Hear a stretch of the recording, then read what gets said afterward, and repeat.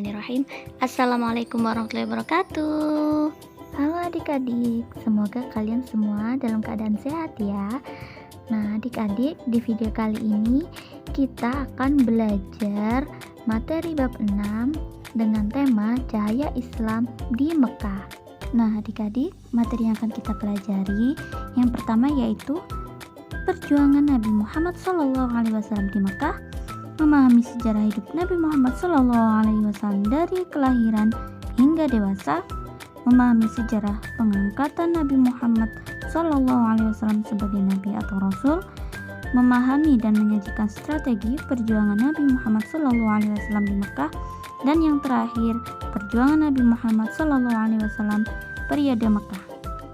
Langsung saja kita bahas materinya. Bangsa Arab sebelum Islam mengalami sebuah masa yang disebut jahiliyah.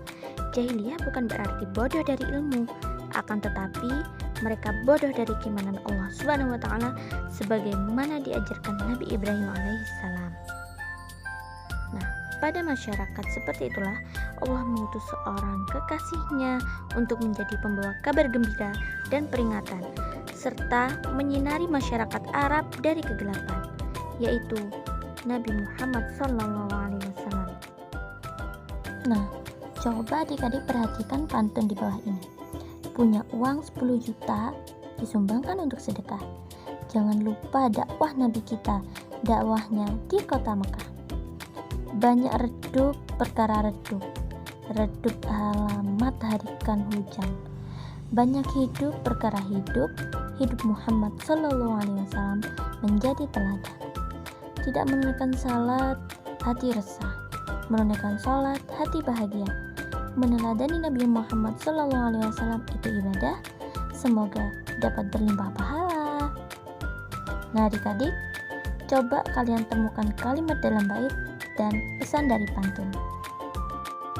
Jangan lupa nanti dikerjakan ya adik-adik.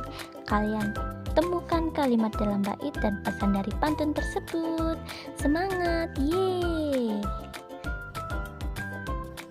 Lanjut materi berikutnya, sejarah hidup Nabi Muhammad SAW dari masa kelahiran sampai dewasa. Muhammad dilahirkan dari keluarga suku Quraisy, tepatnya anggota Bani Hashim yang merupakan kabilah yang mulia. Suku Quraisy termasuk dalam 10 pemegang jabatan tertinggi dalam masyarakat Arab, khususnya di Mekah.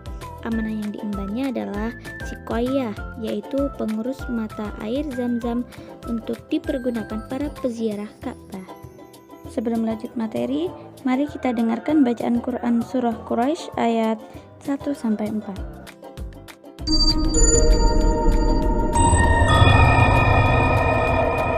Bismillahirrahmanirrahim. Li'ilafi Quraisy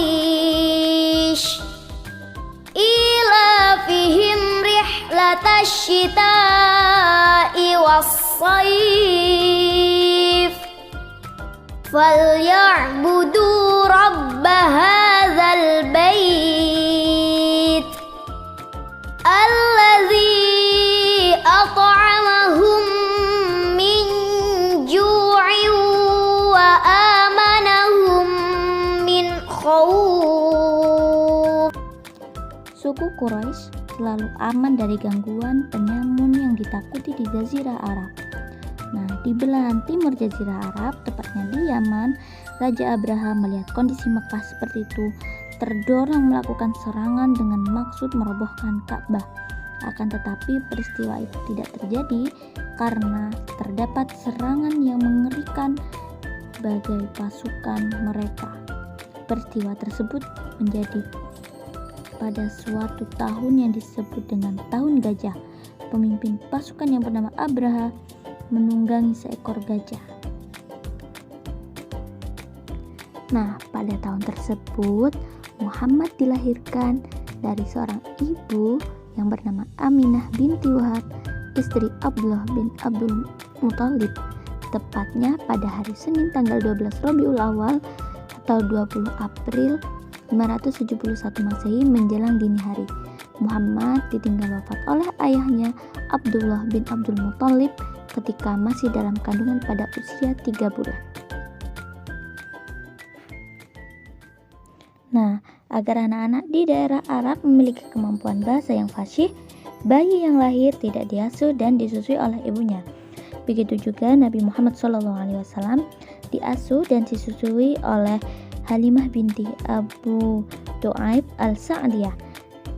Nah, Muhammad dikembalikan kepada ibu kandungnya Aminah setelah berusia 4 tahun.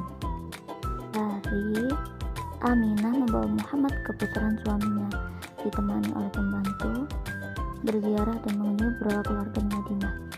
Akan tetapi, Aminah jatuh sakit dan wafat dalam perjalanan pulang ke Mekah. Tepatnya di daerah Abwa, Muhammad menjadi yatim piatu. Bagaimana adik-adik? Sampai sini kalian paham nggak penjelasan ibu kami? Kalian anak-anak yang hebat. Lanjut ya. Setelah Aminah meninggal, kakeknya yang bernama Abdul Muthalib mengambil alih tanggung jawab merawat Muhammad. Akan tetapi 2 tahun kemudian Abdul Muthalib wafat. Tanggung jawab selanjutnya beralih kepada pamannya Abu Thalib. Saat muda, Nabi Muhammad hidup sebagai pengembala kambing keluarganya dan penduduk Mekah. Melalui kegiatan pengembala kambing ini, Muhammad dapat menemukan tempat untuk berpikir dan merenung. Pada usia 25 tahun, Muhammad berdagang ke daerah Syam. Barang dagangannya adalah milik Khadijah, seorang janda kaya raya. Ketika Nabi Muhammad berusia 25 tahun, ia menikahi Khadijah yang berusia 40 tahun. Buah dari pernikahan tersebut melahirkan 6 orang anak.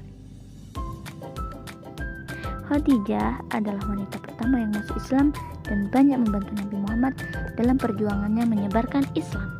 Bahasan yang kedua adalah Nabi Muhammad SAW ketika diangkat menjadi Rasulullah. Pada usia 40 tahun yang disebut oleh Quran Surah Al-Ahqaf ayat 15 sebagai usia kesempurnaan Nabi Muhammad SAW diangkat menjadi Rasul yang ditandai dengan turunnya wahyu pertama, yaitu Quran Surat Al-Alaq ayat 1-5. Nah, pada usia tersebut mulailah tumbuh pada diri Nabi Muhammad SAW kecenderungan untuk melakukan uzlah atau pengasingan diri. Allah Subhanahu wa Ta'ala menumbuhkan pada dirinya, yaitu Nabi Muhammad SAW, rasa senang untuk melakukan iktikla, yaitu menyendiri di Gua Hiro yang terletak di sebelah barat laut kota Mekah. Nabi Muhammad SAW menyendiri dan beribadah di gua tersebut selama beberapa malam, terkadang sampai 10 malam, terkadang lebih dari itu sampai 1 bulan. Beliau, Nabi Muhammad SAW, kembali ke rumahnya sejenak hanya untuk mengambil bekal baru untuk dibawa ke Gua Hiro. Nabi Muhammad SAW terus melakukannya sampai turun wahyu kepadanya ketika beliau sedang melakukan uzlah. Sebelumnya, Nabi Muhammad SAW tidak pernah menduga akan mendapatkan tugas dan kedudukan yang sangat terhormat. Oleh karena itu, ditemukan ayat-ayat Al-Quran yang menguraikan sikap Nabi Muhammad SAW terhadap wahyu dan memberi kesan bahwa pada mulanya beliau, Nabi Muhammad SAW sendiri, ragu dan gelisah mengenai hal yang dialaminya, sebagaimana yang dinyatakan dalam Quran Surah Yunus ayat 94. Ketiga adalah strategi dakwah Nabi Muhammad SAW di Mekah. Rasulullah SAW berdakwah di Mekah selama kurang lebih 13 tahun.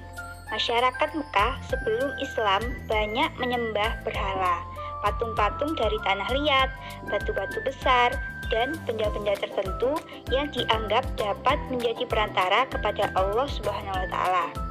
Adapun strategi dakwah Rasulullah SAW di Mekah terbagi menjadi 2 bagian, yaitu yang pertama, sembunyi-sembunyi. Rasulullah SAW menyampaikan dakwah Islam, memperkenalkan agama Islam kepada masyarakat Mekah secara sembunyi-sembunyi selama 3 tahun. Kemudian strategi yang kedua adalah terang-terangan. Rasulullah SAW melakukan dakwah secara terang-terangan setelah menerima wahyu dari Allah Subhanahu wa Ta'ala yang berupa Quran Surah Al-Hijr ayat 94. Ayat tersebut mendorong Nabi Muhammad SAW untuk mulai berdakwah secara terang-terangan. Dalam melaksanakan tugasnya, beliau mendapat tantangan dari kaum kafir Quraisy. Namun, beliau tidak putus asa dan terus mengajak seluruh lapisan masyarakat agar masuk agama Islam. Bahasan kita yang selanjutnya adalah uswatun hasanah, yaitu kisah Nabi Muhammad SAW ketika meletakkan Hajar Aswad. Banjir besar terjadi di Ka'bah. Musibah ini menyebabkan dinding Ka'bah rusak dan hancur.